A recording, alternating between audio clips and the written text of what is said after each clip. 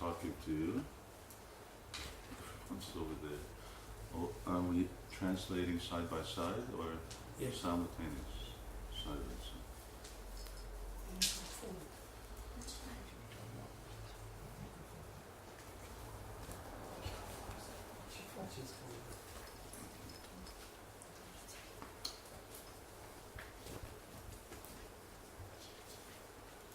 We will have bhajans first. Yes. Okay. Hare Krishna.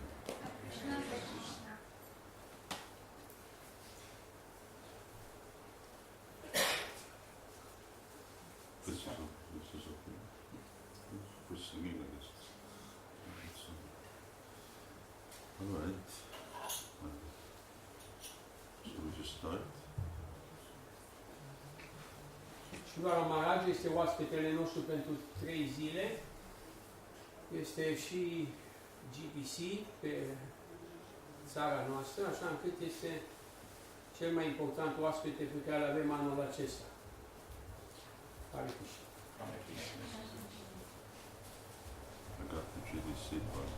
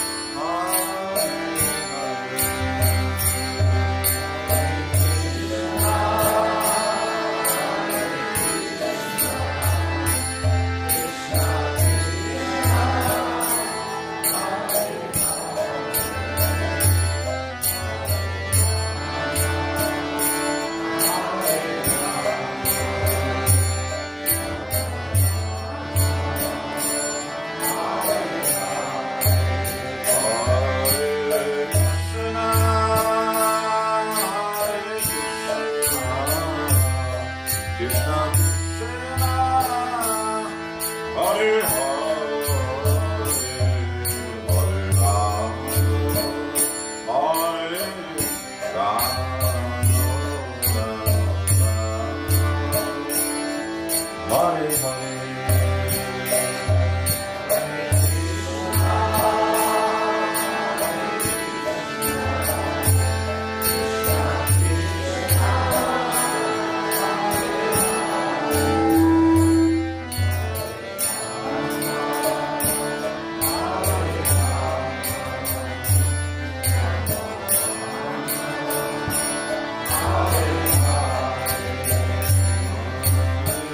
Shri Ram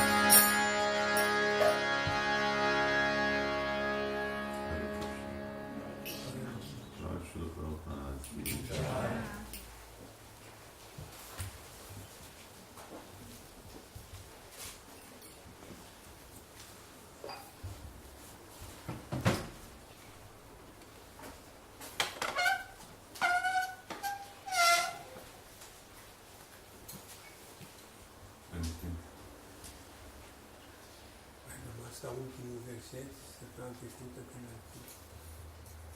Ultima dată când ar fi. Da, eu se calcula la... Cum de lucrătorul? În față, first year's verse from fourth chapter. Fourth chapter, 30th. 30th. Fourth chapter, 30th verse. This chapter is called Transcendental Knowledge. Capitolul este intitulat Cunoașterea Transcendentală.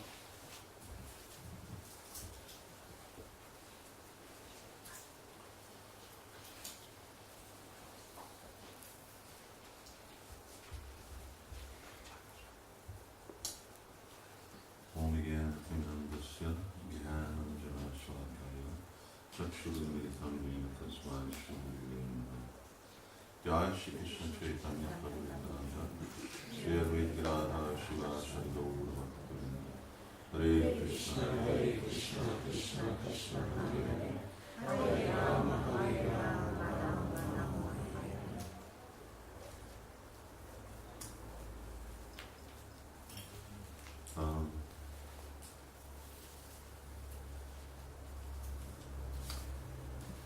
The Bhagavad Gita is made of 18 chapters, Bhagavad Gita este compusă din 18 capitole, or rather it's divided into 18 chapters. It's divided into. sau este împărțită în 18 capitole. And each chapter has a specific title. Fiecare capitol are un titlu specific. The first one is the introduction, Primul este introducerea. and it sets the scene. Acesta pune scena, The battlefield in which the Pandavas and the Kauravas are assembled, descrie câmpul de bătălie pe care sunt adunați Pandavas și Kauravas, and which is like a typical, very good movie or a play or a drama. In other words, it starts that there's some tension. ca în orice film sau un spectacol, teatru bun, începe cu anumite tensiuni. So that immediately, and that tension immediately draws one's interest. Această atenție atrage imediat această tensiune atrage imediat atenția noastră. And it draws our interest to Krishna and Arjuna, who are in the middle of these two armies. Și atrage atenția noastră spre Krishna și Arjuna, care se află între cele două armate. And then not only is there tension, but there's a crisis. Nu este numai o tensiune, este de asemenea avem și un moment de criză. So Arjuna is in crisis. What am I supposed to do now? Arjuna se află într-un moment de criză, se gândește ce trebuie să fac eu acum. Should I fight or should I not fight? Trebuie să lupt sau nu trebuie să lupt? Here's my brothers on this side, but here's also relatives on the other side. De o parte sunt frații mei, dar de asemenea am rude și de partea cealaltă. And then almost before it begins, it's over, Arjun says, I'm leaving.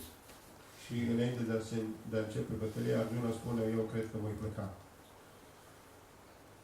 Vyasadeva is a very good playwright. Și la Vyasadeva este un scriitor foarte bun pentru piese de teatru. He's the best.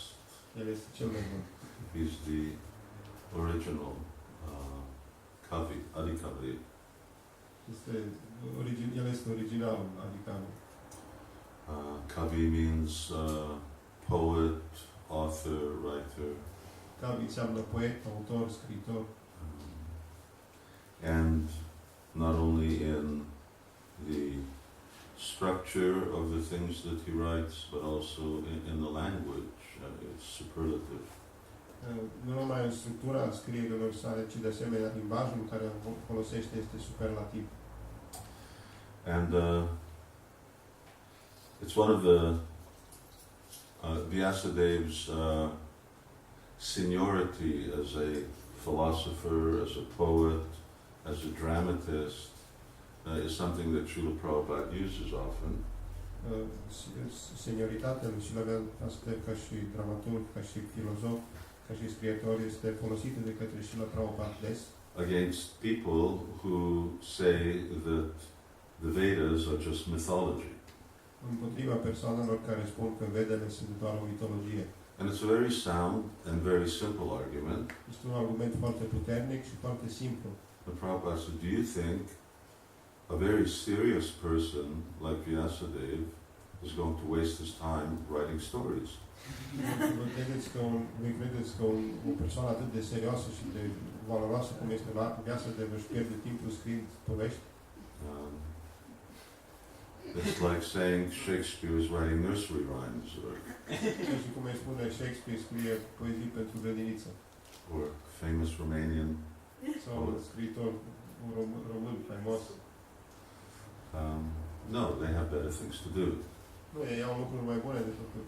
Vyasadeva had better things to do than to write mythology, stories. Vyasadeva avea lucruri mai bune de făcut decât de a scrie mitologie, povești.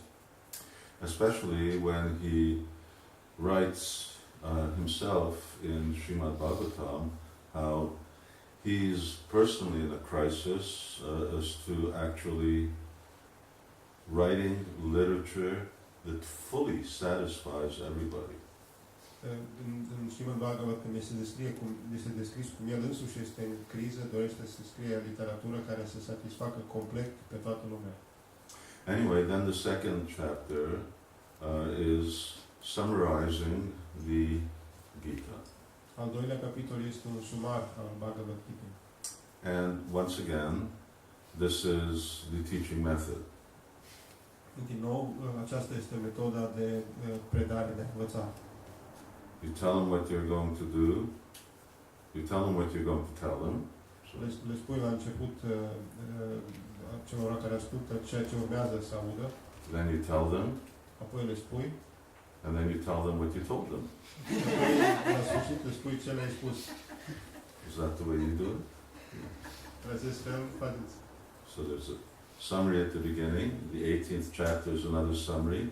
And then there's 16 chapters in between. That's the substance. Există un sumar la început, capitolul 2, capitolul 18 este din nou un sumar și substanța sunt capitolele din mijloc. So standard teaching practice. Este o practică standard în educație. And in the third chapter, we read about karma yoga. În cel de-al treilea capitol citim despre karma yoga.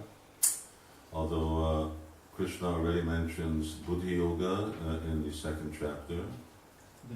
Krishna deja menționează buddhi yoga în cel de-al doilea capitol.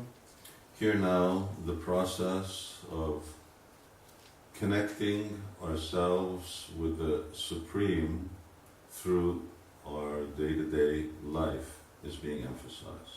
În acest capitol, procesul de a ne lega de Suprem prin viața noastră de zi cu zi este accentuat. And the Bhagavad Gita continues with a certain type of dynamic. Bhagavad Gita continuă cu acest tip de dinamică. Is that Krishna talks about certain process, Krishna vorbește despre anumite tipuri de procese and then he speaks about the underlying principles of that process. și apoi vorbește despre principiile care stau la baza acestui proces. So he gives karma yoga, and now he gives transcendental knowledge. În primul dă inițial karma yoga, apoi în capitolul următor cunoașterea transcendentală. Then he gives a little better karma yoga because it's connected with Krishna consciousness in the 5th chapter. Apoi karma yoga superioară care este legată de conștiința de Krishna al 5-lea capitol. And then he talks about dhyana yoga. Apoi descrie dhyana yoga. And then more confidential knowledge. And most confidential knowledge. Apoi o cunoaștere mai confidențială și cea mai confidențială. So Krishna keeps raising the bar in terms of the quality or the depth of knowledge that he gives us by which to perform our activities. Prin urmare, Krishna crește nivelul prezentării în ceea ce privește calitatea cunoașterii și calitatea învățăturii pe care ne dă pentru a aplica viața noastră. Right now, we're at a certain stage where Krishna is talking about sacrifice. De acum ne aflăm în un anumit stadiu în care Krishna vorbește despre sacrificiu. Or rather, he's talking about sacrifices. Sau despre sacrificii.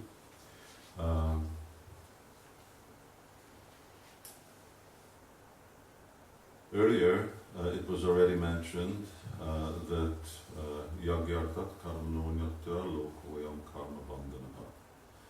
Yagya arta is that one must perform activities for the benefit of the Supreme, and this is called yagya or sacrifice. Anterior a fost deja menționat cum o persoană trebuie să îndeplinească activități pentru beneficiul Supremului și aceasta se numește yagya sau sacrificiu. And the performance of yagya is mukta karma samata. That actually leads one to mukti, it leads to liberation. Și îndeplinirea acestui yagya ea conduce spre mukti, spre eliberare. After describing different types of sacrifices, După ce descrie diferite tipuri de sacrificii, the sacrifice of the brahmachari, the sacrifice of the ascetic, the sacrifices of the grihastas, sacrificiile pe care le face un brahmachari, pe care le face ascetul, pe care le fac grihasta. sacrifices meaning voluntarily performing some activity or austerity that is offered for the pleasure of the Supreme. Sacrificiu însemnând îndeplinirea voluntară a unei activități, a unei austerități care este oferită pentru plăcerea Supremului. And then now in this verse, which I will read, Și în acest vers care urmează să citim, Krishna summarizes what's the purpose of these sacrifices. Krishna sumarizează care este țelul acestor sacrificii. Because if you don't know the purpose of a thing, you will not get the same benefit as if you do know. Pentru că dacă nu cunoaștem scopul unei activități, nu obținem același beneficiu ca și în cazul în care cunoaștem scopul activității. When at the beginning of the Govardhan Puja sacrifice, La începutul sacrificiului numit Govardhana Puja, so the Brijbasis were preparing the sacrifice for Indra. Brijbasi îndeplineau acest sacrificiu pentru Indra. And when Krishna saw all these preparations going about, and he asked his father, he says, what is this sacrifice?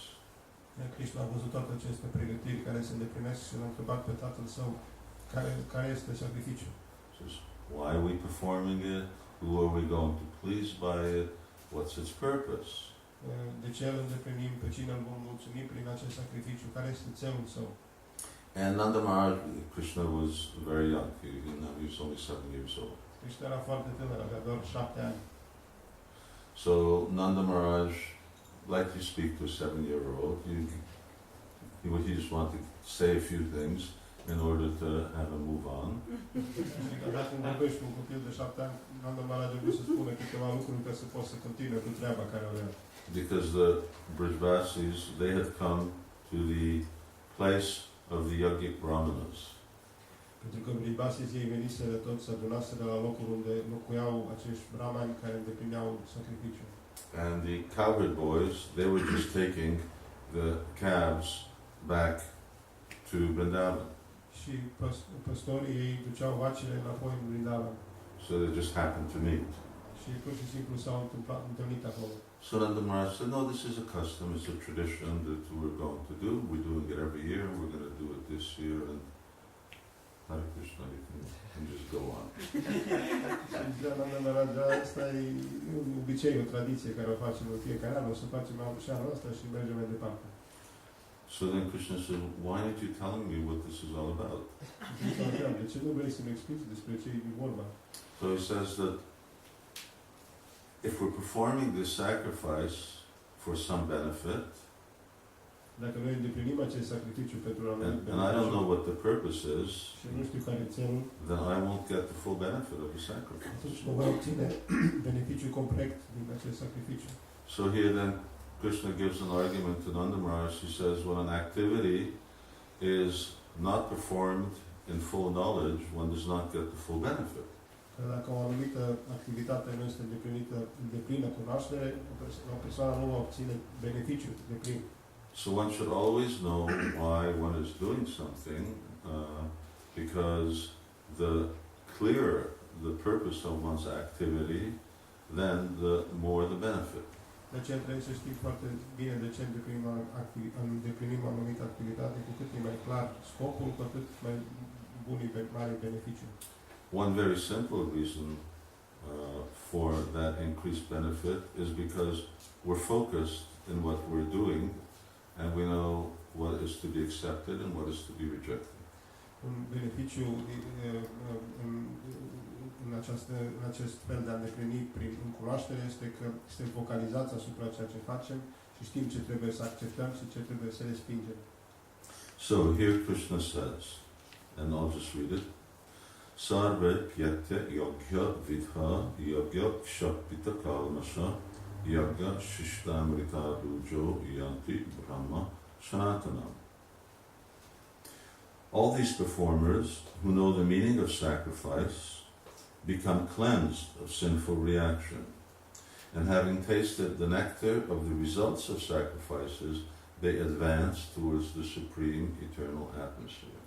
Toate aceste persoane care cunosc semnificația sacrificiului devin curățate de reacțiile păcătoase și după ce au gustat nectarul rezultatului sacrificiilor, ei avansează către suprema atmosferă eternă. So, having talked about the process of sacrifice, După ce am vorbit despre procesul sacrificiului, whether it's the sacrifice of the ascetic who's offering, making the offering of the heirs into the life heirs to the Supreme, fie că acesta este sacrificiul asceticului care oferă respirația și aerul său vital supremului. in other words, regulating your breathing, Cu alte cuvinte, își regularizează respirația. celibacy, which is the sacrifice of the brahmachari, Sau celibatul, care este sacrificiul lui brahmachari. or the fire sacrifices and the different items offered within the sacrifice. Sau sacrificiul focului și diferitele obiecte oferite în acest sacrificiu.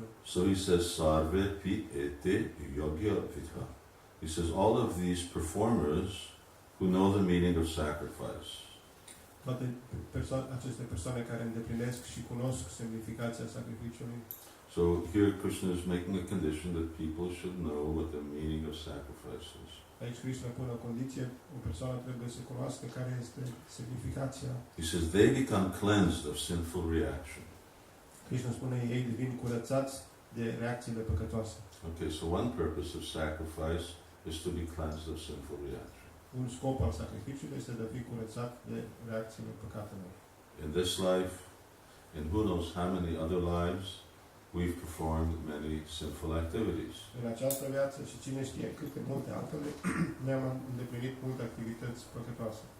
For those sinful activities, we have to suffer. Pentru acele reacții păcătoase trebuie să suferim. So the purpose of yajna, or a purpose of yajna, is to actually free us from sinful reaction. Un cel al sacrificiului este de a ne elibera de aceste reacții păcătoase. Why? De ce? Because if we are burdened by the results of sins, then we can actually not engage in pure spiritual activity. Pentru că dacă suntem împovărați de greutatea păcatului, nu ne vom putea angaja în activități spirituale pure. The more we are burdened by sinful reaction, the more difficult spiritual activities are. Cât suntem mai împovărați de reacțiile păcătoase, cu atât mai dificile sunt activitățile spirituale. The more difficult it is to control the senses, Cu atât mai dificil este să ne controlăm the simțurile, more difficult it is to control the mind, cu atât mai dificil este să ne controlăm mintea. and as a result of that, it becomes more difficult to chant Hare Krishna and do so many things. Și ca urmare este foarte dificil să cântăm Hare Krishna și să facem atât de multe alte lucruri. So, to become cleansed of sinful reaction is very much the focus of those who are serious in spiritual life. A deveni liber de reacțiile păcătoase este foarte important pentru cei care vor să se concentreze asupra vieții spirituale. Anyway, let's come back to that and go to Prabhupada's purport. Ne întoarcem acum la comentariul lui Srila Prabhupada. But then he says, all these performers who know the meaning of sacrifice become cleansed of sinful reaction. Toți acești persoane care cunosc semnificația sacrificiului devin curățați de reacțiile păcătoase. And having tasted the nectar of the results of sacrifices, Și după ce au gustat nectarul rezultatelor sacrificiului, in other words, one thing is to become freed from sinful reaction, and the other is that the activity of yajna or sacrifice brings along with it certain benefits, additional benefits. prima țelă este evident de a fi curățat de reacțiile păcătoase, dar de asemenea îndeplinirea sacrificiului aduce și anumite beneficii. And both those benefits and freedom from sinful reaction enlightens one. Aceste două beneficii și eliberarea de reacțiile păcătoase conduc spre iluminarea acestei persoane. And the result of that is, Rupa Goswami says, Shubhada, one enjoys pleasure. Și rezultatul, spune și la Rupa Goswami, este că o persoană se bucură de plăcere. And that is the nectar of the results of sacrifices. Aceasta este nectarul rezultatelor sacrificiului. And what else happens? They advance towards the supreme eternal atmosphere. Și de asemenea, ce se întâmplă, acea persoană avansează spre suprema atmosferă eternă. So in one paragraph, Srila Prabhupada writes, in a one paragraph purport, he writes, Și la Prabhupada există un comentariu sub forma unui paragraf. and I'll go a sentence at a time. O să citim propoziție cu propoziție. From the foregoing explanation of different types of sacrifice, namely sacrifice of one's possessions, study of the Vedas, philosophical doctrines, performance of the yoga systems, it is found that the common aim of all is to control the senses. Din explicația diferitelor tipuri de sacrificii, și anume sacrificiul posesiunilor, studiul Vedelor, al doctrinelor filozofice și îndeplinirea sistemului yoga, putem să înțelegem că țelul comun este de a controla simțurile. Sense gratification is the root cause of material existence. Gratificarea simțurilor este rădăcina cauza existenței materiale. Therefore, unless and until one is situated on a platform apart from sense gratification, there is no chance of being elevated to the eternal platform of full knowledge, full bliss, and full life. De aceea, dacă o persoană nu este și până când nu devine liberă și până când nu devine situată pe platforma lipsită de gratificare de simțuri, nu există nicio șansă ca ea să fie elevată pe platforma eternă a deplinei cunoaștere, beatitudini și vieți complete. This platform is in the eternal atmosphere or Brahman atmosphere. Această platformă se găsește în atmosfera eternă sau atmosfera Brahman. All the above mentioned sacrifices help one to become cleansed of the sinful reactions of material existence. Toate mai sus menționatele sacrificii ajută o persoană să devină curățată de reacțiile păcătoase a existenței materiale. By this advancement in life, not only does one become happy and opulent in this life, but also at the end he enters into the eternal kingdom of God, either merging into the impersonal Brahman or associating with the Supreme Personality of Godhead Krishna. Prin acest avans în viață, o persoană nu devine numai fericită și opulentă în această viață, dar de asemenea, la sfârșit, intră în regatul etern al lui Dumnezeu, fie prin contopirea în impersonalul Brahman, sau prin asocierea cu Suprema Personalitate a Divinității Krishna. We go to 4:15 or 4:30? I mean, 5:30. 5:30. And question? Yeah, okay. A very clear, concise statement by Srila Prabhupada. O afirmație foarte clară, concisă a lui Srila Prabhupada. Sense gratification is the root cause of material existence. Gratificarea simțurilor este rădăcina cauză a existenței materiale. So the ultimate purpose of spiritual life is to give up sense gratification altogether.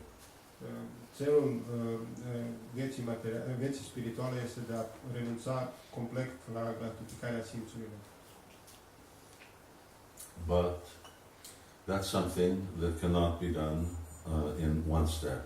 Dar aceasta este ceva ce nu poate fi făcut într-un singur pas. Therefore, the intermediate step is controlled sense gratification. De aceea pasul intermediar este de a controla gratificarea de simțuri. Sau de a ne gratifica controlat.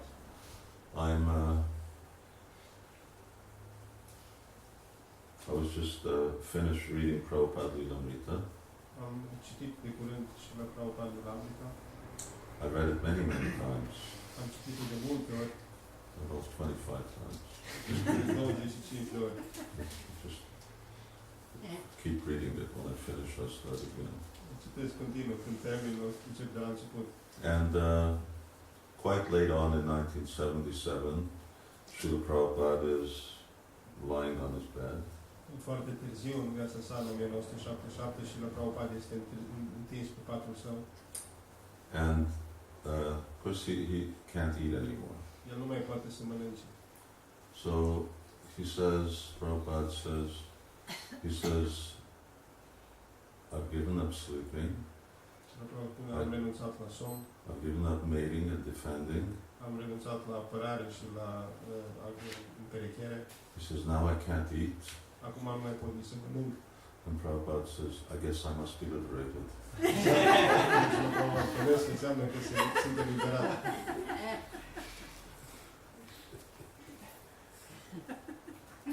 So, giving up sense gratification is what liberation is about. A renunța complet la gratificarea de simțuri este ceea ce înseamnă eliberare. But it's a process how to get there. Dar există un proces cum să ajungem acolo. And because you can't jump there in one step, therefore there needs to be a process of decrease, and decrease is only possible with control. Pentru că nu putem sări până la această fază dintr-un singur pas, trebuie să existe un proces de a scădea în mod gradat și aceasta poate fi făcut doar prin control. Eating.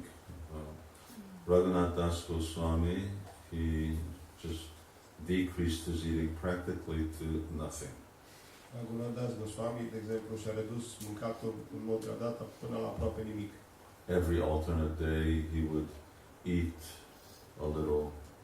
a couple of spoonfuls of buttermilk. Din când în când, la 2 zile, mânca câteva lingurițe de lapte bătut.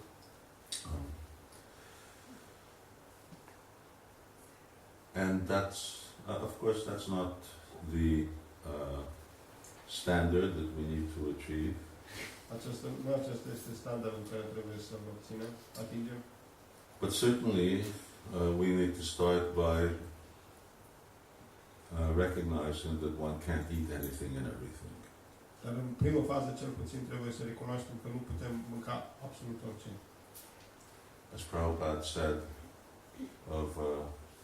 of the Chinese, Așa cum a spus și la Prabhupada despre chinezi, he says everything on the land except the automobiles, spunea tot ce e pe pământ în afară de automobile, everything in the water except the ships, tot ce e în apă în afară de vapoare, and everything in the air except the airplanes. tot ce e în aer în afară de aeroplane. He says they'll eat anything. So no, we can't eat anything and everything. Nu putem să mâncăm absolut orice. But we begin by a certain diet, vegetarian diet, Începem printr-o anumită dietă, o dietă vegetariană, and then as we progress with our vegetarian diet, we realize that Prabhupada said being vegetarian isn't enough. You have to offer the food that you're cooking. și gradat realizăm că a fi vegetarian nu este suficient, oferim mâncarea pe care o gătim.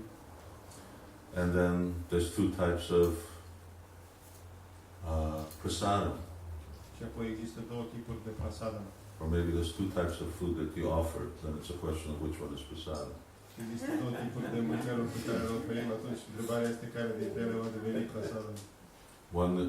One kind of food is the food that I like and I offer, Tipul de mâncare este mâncarea care îmi place mie și eu ofer. and the other is the kind of food that Krishna likes and that we offer. Un alt tip de mâncare este cea care îi place lui Krishna și aceasta îi oferim. Because Krishna likes, he has his own likes. Krishna are plăcerile sale. He's a person. El este o persoană. So Krishna consciousness means just exactly what is it that Krishna likes. Conștiința de Krishna înseamnă a înțelege ce îi place lui Krishna. And I do a lot of reading, Eu, în general, studiez foarte mult. and I'm still looking for some shastric reference Încă caut anumite referințe în where it says that Krishna likes pizza.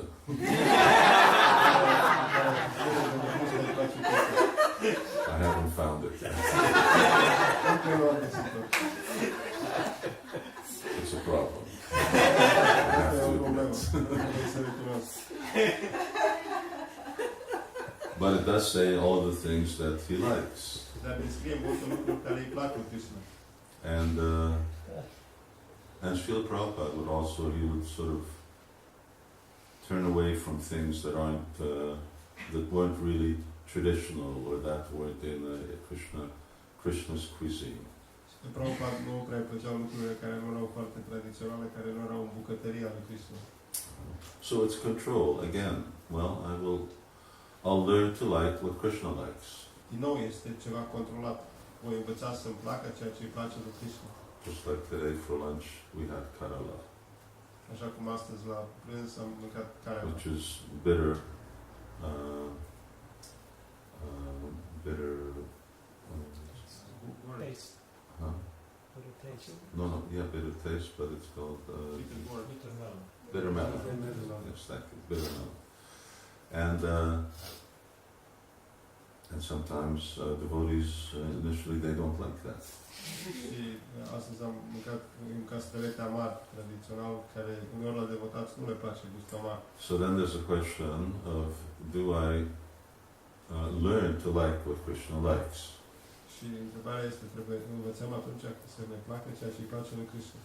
Even non-devotees have this phrase, they call it an acquired taste. Chiar între non-devotați există această frază care spune este un gust dobândit. Now there's something that immediately you doesn't taste so good, but you get used to it, and then you like it later. De exemplu, la început nu ne place, dar ne învățăm cu el și după aia ne place. Like in the outside world, for instance, smoking cigarettes is an acquired taste. Acum, de exemplu, gustul de țigări este un gust dobândit. No one who started smoking cigarettes said on the first one, wow, this is great. Nimeni care a fumat nu spune din prima prima oară, asta e ceva extraordinar. Everyone starts to choke on it and it burns your lungs. Toată lumea începe să se But supună. because of peer pressure, you get to like it. Dar din cauza presiunii colegilor începe să ne placă. Or at least we think we like it. Sau cel puțin credem că ne place. Do we actually learn to develop an acquired taste for the things that Krishna likes? Deci noi dezvoltăm un gust pentru lucrurile care îi plac lui Krishna. And that's part of sense control. Și aceasta face parte din controlul simțurilor. And gradually, as the heart becomes purified, these things become more and more natural. În măsură ce inima devine purificată, aceste lucruri devin mai naturale. As we become Krishna conscious, our consciousness becomes in harmony with Krishna, and it becomes natural to like the things that Krishna likes, and it's natural to stay away from the things that he doesn't like. Pe măsură ce inima noastră devine purificată, este natural pentru noi să ne placă, intrăm tot mai mult în armonie cu Krishna și este natural să ne placă lucrurile care îi plac lui și să nu ne placă lucrurile care lui nu îi plac. And then things like entertainment. Everyone likes entertainment. Și apoi distracția. Tuturor le place să se Krishna talks about it. He says, Yukta hara viharasya, yukta chaita sakarmasu. Yukta swapnana bodhasya. He talks about sleeping as well. Apoi Krishna vorbește despre somn. But what type of entertainment?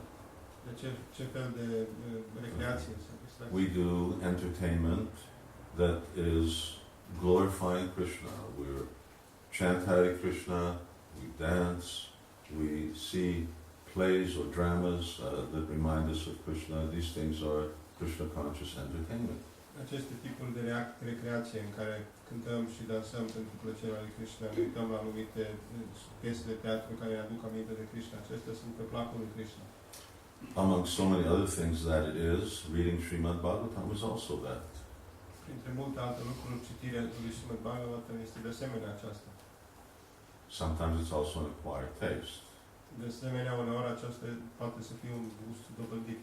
Like when people maybe first get a Bhagavad Gita, Pentru prima oară când o persoană primește they're not Bhagavad really used to reading philosophy, ei nu sunt învățați să citească filozofie. unless you happen to be a philosophy major in university. It's not what people generally read, open a philosophy. Nu studiază cumva filozofia la universitate. În general, oamenii nu citesc cărți de filozofie. But you acquire a taste for it as the heart becomes purified. Dar pe măsură ce inima devine purificată, dobândim un gust pentru aceasta. So we want to avoid anukulyena sankalpa, pratikulya vivarjana. We want to avoid sense gratification. Noi dorim să evităm gratificarea de simțuri. Why? Because if we give in to our senses and we engage in activities of the senses, then 99% of the time we're going to be doing forbidden activities. Pentru că dacă ne cedăm presiunii simțurilor și ne angajăm în ceea ce simțurile ne dictează, atunci 99% din timpul nostru vom fi angajați în activități interzise. Forbidden activities are not, Krishna is just not making some laws because he wants to lord it over us. Krishna nu face anumite legi și ne interzice anumite lucruri pentru că vrea să ne arate că El e șeful. But Krishna tells us what are those activities which will elevate us and what are activities that will degrade us. Și Krishna dorește să ne arate care sunt activitățile care ne vor eleva și care sunt activitățile care ne vor degrada.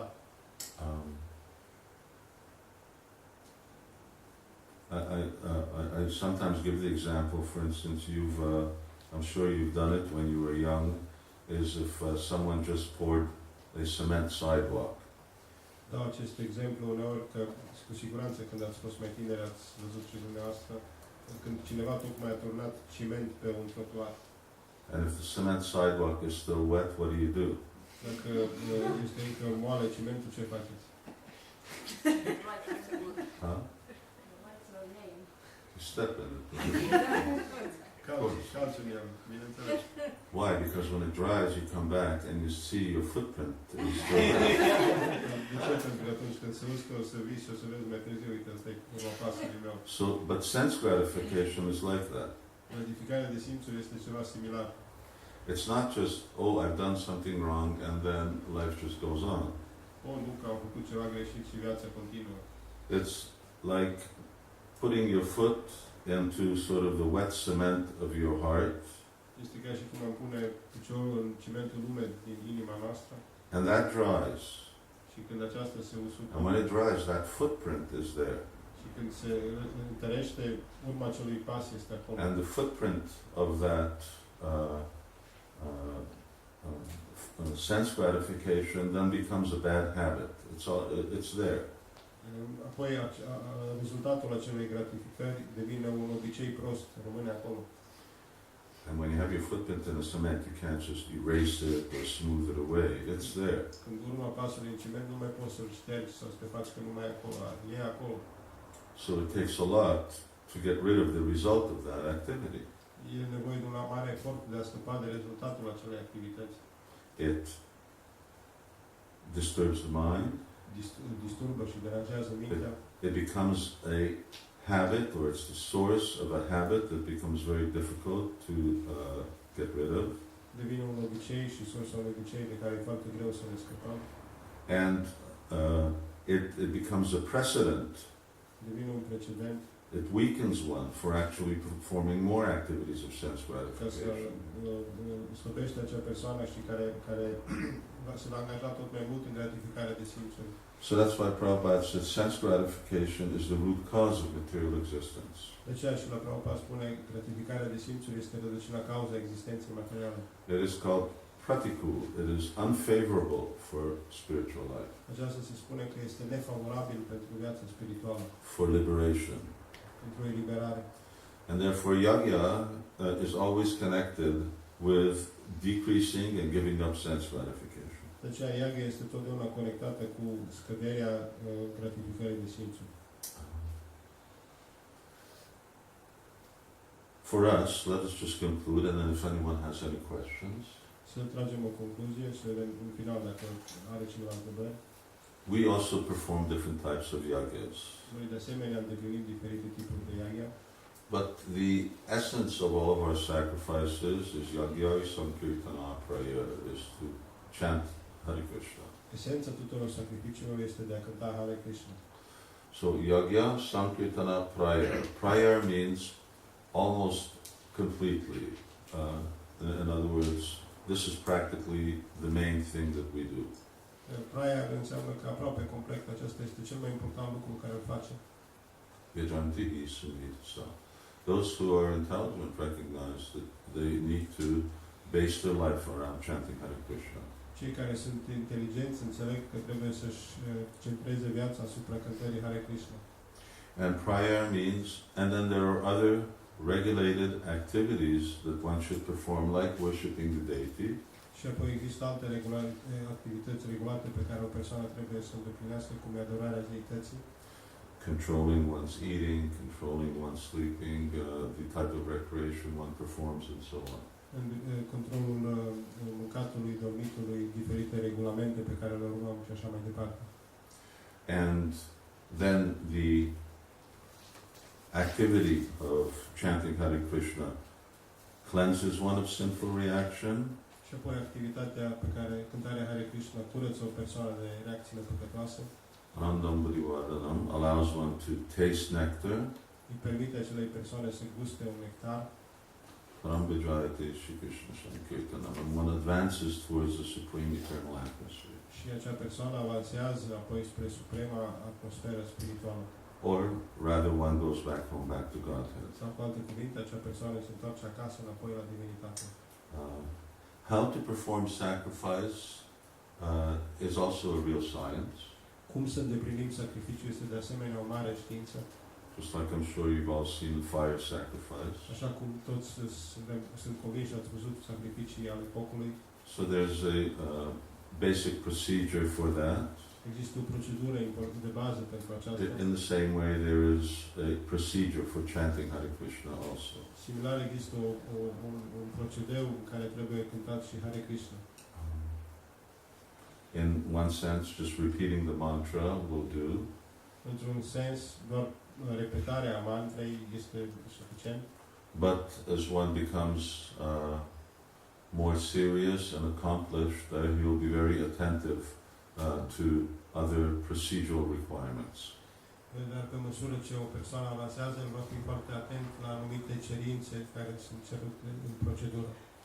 So let me stop here, Mă voi opri aici.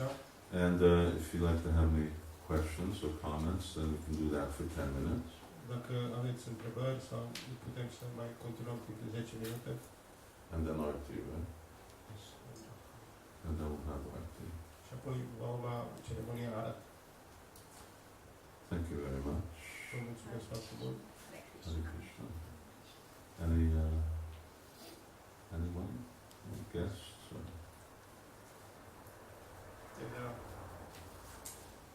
Okay, you call on them and then. Cristian. How do we find what to offer to Krishna that he likes, knowing that he only likes pure love and the material thing which we offer is not interesting for him? Cum să aflăm ce să oferim cu Krishna dacă nu-i place doar iubirea pură și lucrurile materiale nu sunt interesante pentru el? Well, Srila Prabhupada introduced us to Krishna conscious cuisine. Srila Prabhupada ne-a prezentat bucătăria care conștientă de Krishna. And these were the things that he offered to Krishna. Acestea erau lucrurile pe care el le oferea lui Krishna. So of course the first phase of Krishna consciousness is to follow our acharyas. Prima fază a conștiinței de Krishna este să urmăm pe acharya noștri. So what Srila Prabhupada did, we also do. Ceea ce a făcut Srila Prabhupada, noi urmăm. And yes, Krishna only wants pure love, but we don't have pure love. Krishna vrea iubire pură, dar noi nu avem iubire pură.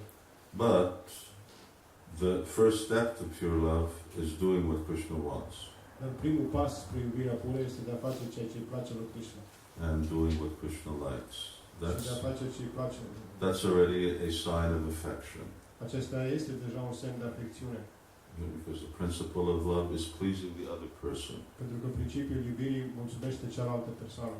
So when I'm offering things that Krishna likes, then that's already an element of love. Dacă eu ofer lucruri care îi plac lui Krishna, acesta deja este un element de iubire.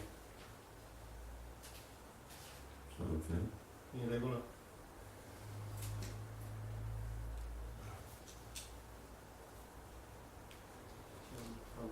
I wanted to, may I ask, how can Krishna says in Bhagavad Gita to surrender the results of our activities to him, and how can this be possible, for example, for someone who is working in an office or has an exterior job? How can one surrender the results in the service? Krishna spune în Bhagavad Gita că noi trebuie să predăm rezultatele activităților noastre lui. Cum este posibil pentru o persoană care lucrează undeva într-un birou să facă acest lucru? So Krishna says in the Bhagavatam, prana, artha, dhiya, vacha, that either you give everything, Krishna spune în Bhagavatam, sau îi oferim lui totul, you give your life, adică viața noastră, which, all right, if you're working in the office, then you're not able to do. Dacă lucrăm într-un birou, atunci nu putem face aceasta. You're not becoming a full-time preacher of Krishna consciousness. Nu putem să devenim un predicator non-stop al conștiinței de Then he Krishna. says artha, that means wealth. So then you give the results of your work to Krishna. Apoi Krishna spune arta, ceea ce câștigăm, oferim rezultatele activității noastre lui Krishna. In every religious system, the principle of tithing or giving a certain amount of one's income, wealth, etc. is standard. În orice sistem, în orice practică religioasă, a oferi o parte din ceea ce câștigi pentru activități spirituale este un standard. Prabhupada would often talk about 50%, Și la Prabhupada desori vorbea despre 50%, but he also talked about some percent. dar de asemenea a vorbit și despre un anumit procent.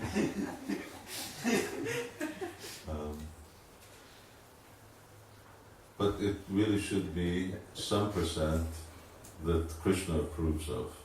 Dar trebuie să fie un procent pe care îl aprobă Krishna. Because although no one else knows what our bank balance is, but Krishna does. Nimeni nu cunoaște care este contul nostru în bancă, dar Krishna îl știe. So if the some percent doesn't meet up to his expectations, then he may empty it anyway. Dacă acest procent nu corespunde cu așteptările sale, el s-ar putea să-l golească în curs. We just heard next door in Bulgaria the banks are going bankrupt. Am auzit că în Bulgaria, țara vecină, unele bănci au falimentat. So prana, artha, dhiya, one's intelligence, one and vacha and words. So one gives one's time. Apoi inteligența și cuvintele. O persoană oferă timpul său lui Krishna. I'm, say, working 8 hours a day, 5 days a week at the office, and then I have so much other time to help spread Krishna consciousness sometimes. Și lucrez, de exemplu, 5 zile pe săptămână, 8 ore, dar mai rămâne și în rest îmi rămâne timp să ajut pentru răspândirea conștiinței de Krishna. O anumită perioadă de timp mai rămâne. Whether it's half my time or 10% of my time, but I also come do some service. I help in a restaurant, I help in a temple, I do cleaning, whatever, some type of service. Și în această perioadă de timp pot să fac un anumit timp de serviciu, ajut în restaurant, ajut în templu, pot să fac serviciu pentru Krishna. But it needs to be really something concrete. Dar trebuie să fie ceva concret. It can't be too theoretical. Această oferire nu poate să fie ceva teoretic. Just like in the days, very beginning days when we used to do Sankirtan, Așa ca în zilele de început, când obișnuiam să facem I Sankirtan, would have to go on traveling Sankirtan, călătoream să distribuim cărți and I would have to go in and buy boga in a shop. Trebuia să intrăm să cumpărăm diferite alimente la un magazin. So sometimes even you just have a little time for lunch in the midday. La mijlocul zilei uneori lucram pentru prânz. Anyway, so sometimes we would like walk in the door of a supermarket, Uneori intram pe ușă la magazin, hold up a picture of Prabhupada luam o poză cu in the magazine, say the prayers for offering, spuneam rugăciunile pentru and the oferire. whole supermarket now is beside Întregul magazin era plasada. So we figured we offered the whole supermarket, and now everyone is going to be eating prasadam. Atunci ne gândeam, am oferit tot supermarketul, acum toată lumea o să mănânce plasada. So that was a little theoretical. Asta era un pic teoretic. So it can't be too theoretical.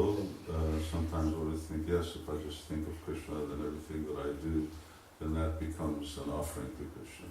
Uneori ne gândim foarte teoretic că dacă eu mă gândesc la Krishna, atunci tot ceea ce fac va fi o ofertă pentru Krishna. But it should be very concrete, something that you really translate into a result. Dar trebuie să fie ceva concret, ceva ce se va traduce într-un rezultat.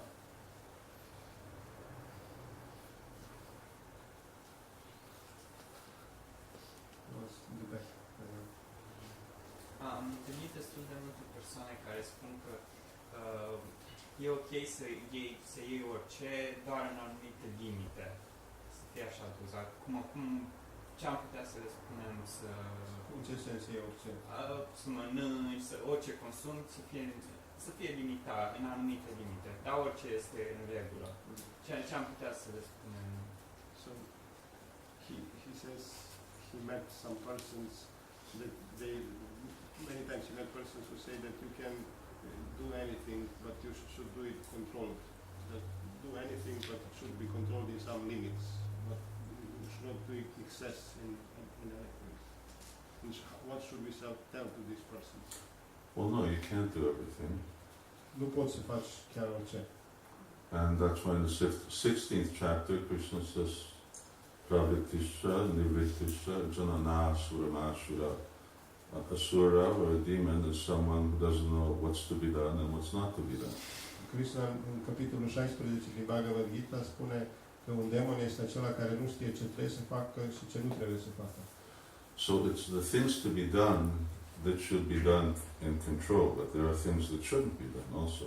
Există lucrurile care trebuie făcute și acelea trebuie făcute controlat, dar există și lucruri care nu, și activități care nu trebuie să le îndeplinim. So you should eat, Trebuie să mâncăm, but thou shalt not kill, but you shouldn't kill. dar nu trebuie să ucizi.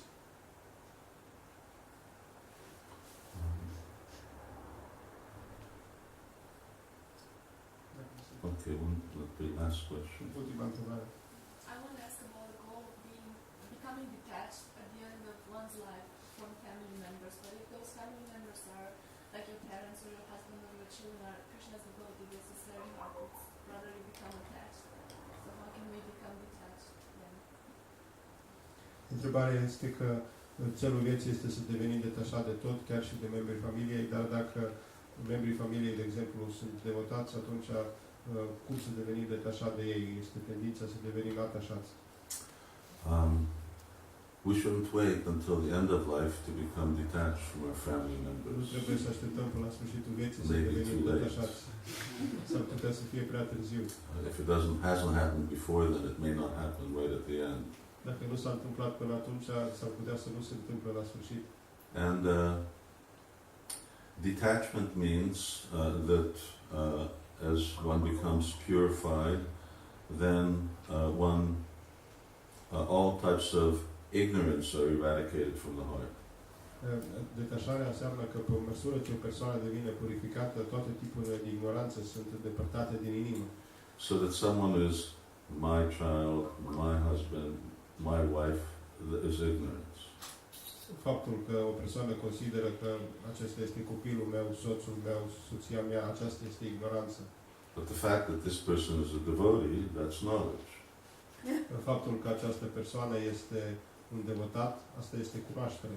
So as we become, as our hearts become purified, our perception of those same people that we saw as our husband or wife becomes that we see these people more as devotees and less as ours. Pe măsură ce avansăm, percepția noastră că aceștia sunt soțul, soția, devine îndepărtată și începem să vedem aceste persoane ca fiind devotați și nu ca fiind ai noștri. So, mama, I'm this body, some things are mine, none of these things are mine. Aceasta este concepția greșită, eu sunt acest corp și toate aceste lucruri sunt ale mele, nimic nu este al meu. Nobody is mine, everyone is Krishna's servant. Nimeni nu este al meu, toți sunt servitorii lui Krishna. So our perception transforms and becomes naturally more and more that we see others as Krishna's servant. Avansul nostru este că mai mult și mai mult vedem pe ceilalți ca și servitorii lui Krishna. And our role, our earthly role here in the world, that is to facilitate their service and our service. Rolul pe care îl avem noi în această lume este de a facilita serviciul nostru și serviciul lor. So a parent's role is to facilitate a living entity in this little body to grow up and be able to become a pure devotee. Rolul unui părinte este de a facilita aceste entități în acest corp mic să crească și să devină un devotat pur. And that's our attachment. Acesta este atașamentul nostru. Naturally, we have affection for all living entities, so it's not that is some kind of dry relationship. În mod natural avem afecțiune către alte entități vii, relația nu este ceva sec. But the essence becomes a little different. Dar esența devine puțin diferită. So it's not really that my husband is a devotee, Și nu trebuie să gândim, soțul meu este un devotat, but more that that devotee is playing the role of my husband. și mai degrabă ne gândim, acel devotat el joacă acum rolul de soț. And the change in emphasis makes a lot of difference. Această schimbare de accent face diferența. But it happens as we practice Krishna consciousness nicely. It's a natural. It's easier to become free from attachment to your husband and your children, isn't it? Pe măsură ce practicăm conștiința de Krishna se întâmplă natural și mai altă treabă este mai ușor să devii detașat de soț decât de copii, așa-i? I was talking to one devotee in Hungary, one very nice devotee lady, Vorbeam zilele trecute cu o doamnă din Ungaria, un devotat foarte avansat. and I said, your husband is a number 3 spot. Soțul tău e pe locul numărul 3. First comes Krishna, Primul este Krishna, then comes Guru, apoi urmează and Guru, then comes your husband. apoi urmează soțul. And she was a little disappointed. Dezamăgită. And I said, and then when you have children, then he goes to number 4 spot. Apoi când ai copii, trece pe locul 4. Hare Krishna. Srila Prabhupada ki jai. Sri Sri Gauranitai ki jai. Jai Nitai Go Premanandi. Sivarama Maharaj ki